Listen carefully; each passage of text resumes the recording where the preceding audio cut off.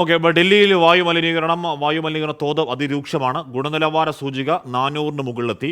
രൂക്ഷമായ പുകമഞ്ഞിന്റെ സാഹചര്യത്തിൽ ഡൽഹി വിമാനത്താവളത്തിന് ജാഗ്രതാ നിർദ്ദേശം നൽകി. വിമാനങ്ങളുടെയും ട്രെയിനുകളുടെയും സർവീസുകളെ സാരമായി അത് ബാധിക്കുകയും ചെയ്തു.